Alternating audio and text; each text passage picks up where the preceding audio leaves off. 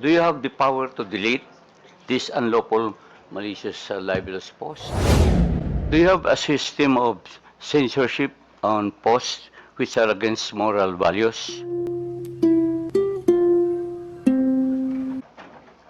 What Mitas stands on government requests for user data? For instance, for example, there is a law enforcement investigation against a blogger suspected of peddling malicious content on social media, and his data and posts are needed for the investigation. Will Meta provide those requested data? What is your policy or misinformation and disinformation? Thank you. Mr. Chair, with permission, I'll do my best to address the concern.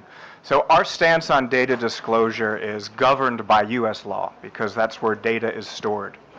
However, this being a rule of law country, we do voluntarily disclose data to Filipino law enforcement on a daily basis, which is in accordance with U.S. law, Filipino law, and our terms of service.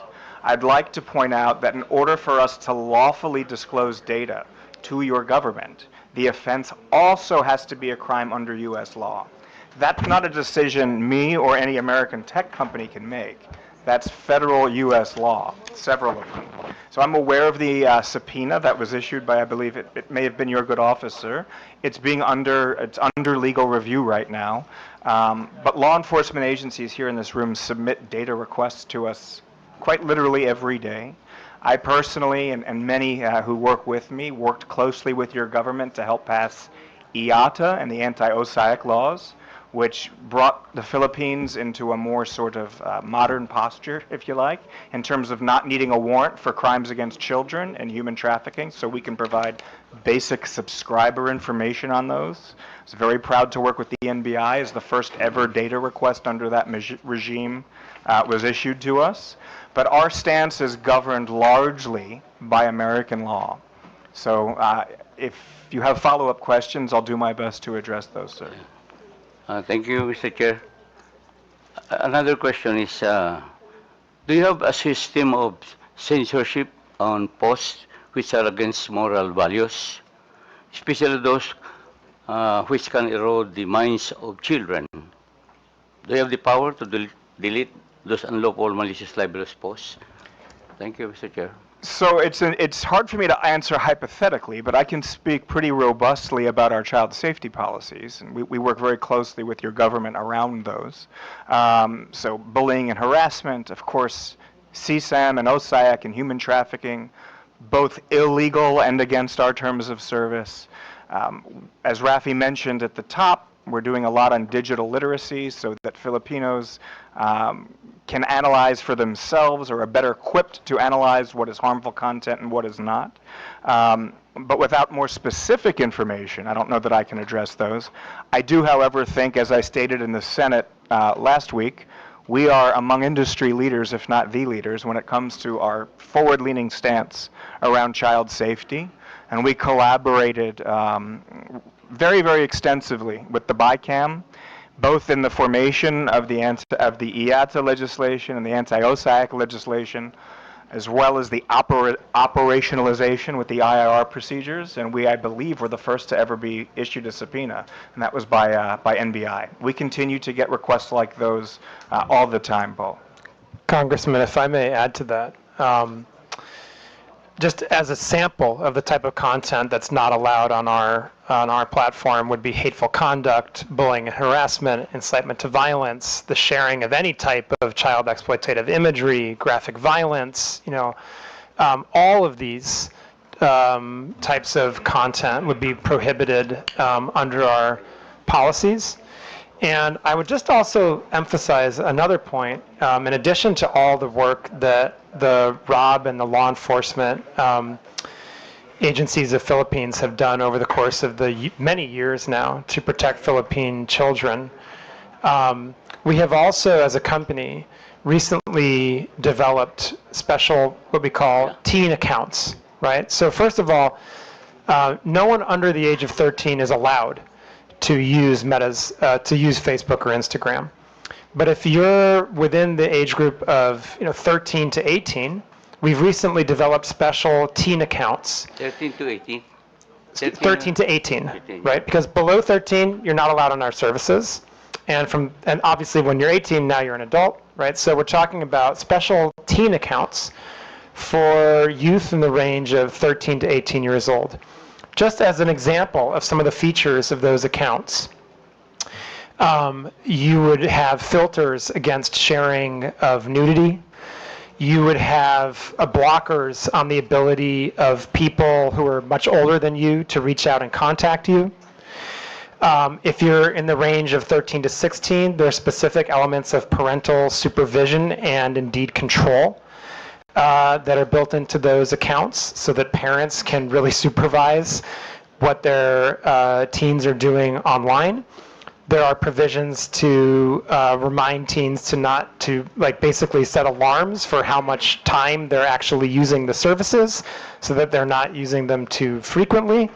And those are just a few of the features that we have developed recently with the specific objective of protecting children and making sure that youth on our platforms have a positive experience that really aligns with what parents want, and that gives parents really strong tools to understand how their children are using our services, and in many cases to supervise the use of our services. Thank you, sir. Last question, Mr. Chair. I was asking, do you have the power to delete this unlawful, malicious, libelous post? You have the power to delete. Mr. Chairman, if I may. Mr. Chair, I was asking if you have the power to delete unlawful, malicious, and libelous post. Mr. Chairman? Please. Sir. Sir, I think it's hard to talk about unless we see a specific piece of content, right? But if I can, I'll be happy to talk about our general approach to those types of issues. As I said, we do not allow hate speech, bullying and harassment, incitement to violence as general part of our policies, right? Those types of content are prohibited. In some cases, as I'm sure you may agree, you may have a hard time defining exactly where to draw the line between something that is fair criticism and or libelous or defamatory under local law.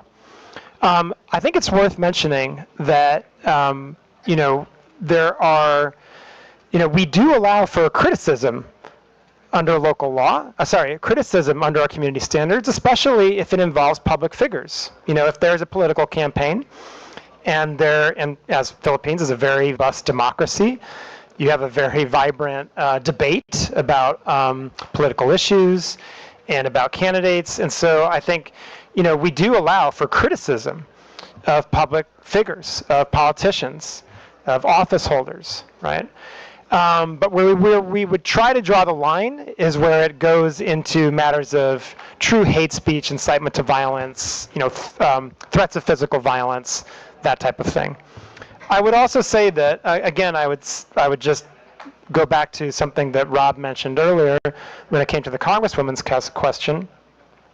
If you have a specific piece of content that you believe would violate our policies, that you believe crosses the line in terms of local law when it comes to defamation or libel, then please do work with COMELEC or DICT to send that piece of content to us, and we'll be happy to review it. And Rob. Mr. Chair, if I may just make what I hope is a helpful addition. Sir, you mentioned, we're pretty direct in mentioning the idea of local nuance and our ability to respond to something that is perhaps agnostic to someone who's not familiar with the Filipino context. So just by way of a very recent example, just last week it was brought to our attention that a keyword was being used in association with content that's very harmful to children. It's involved in CSAM and sex trafficking. It was brought to our attention by your government. It's a Tagalog word spelled backwards. If someone like Rafi or I were to look at it, we'd have no idea. But because we have such a good relationship with the government, it was brought to our attention, and very quickly we were able to ban it. So in terms of our ability to respond to local nuance, I think we're good at that, and we're trying to always, improve upon that. It's hearings like these, it's our daily interaction with the operational folks that keeps us sort of hopefully on the cutting edge of all of the local nuance that's continually evolving.